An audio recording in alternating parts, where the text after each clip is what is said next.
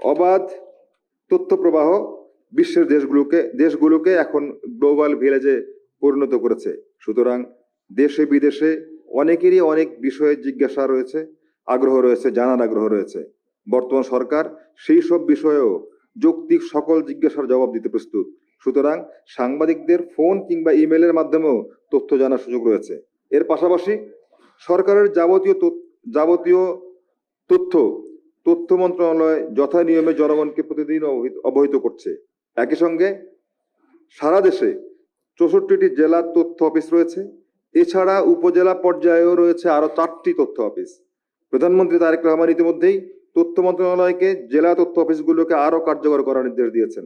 এই অফিসগুলোর কার্যক্রম আরো জোরদার করা গেলে স্থানীয় পর্যায়ের সঠিক তথ্যগুলি তুলে ধরা এবং মিথ্যা তথ্য, ভুল তথ্য কিংবা অপতথ্যের বিরুদ্ধেও সক্রিয় ভূমিকা রাখা সম্ভব হবে।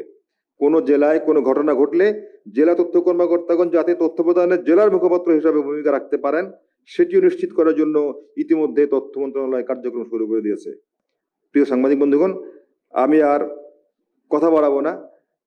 মাননীয় প্রধানমন্ত্রী তারেক রহমানের বর্তমান গণতান্ত্রিক সরকারের 2 মাস পার হয়েছে। এই 2 মাসের উল্লেখযোগ্য কার্যক্রম আপনাদের সামনে উপস্থাপন করবেন প্রধানমন্ত্রী কার্যালয়ের অন্যতম মুখপাত্র ডক্টর মেহেদী আমিন।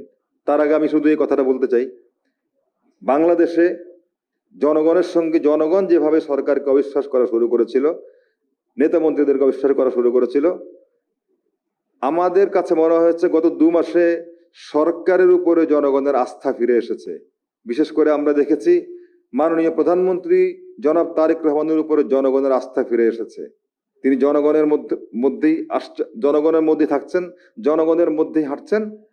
তিনি নিরাপত্তা তোয়াক্কা করছেন না।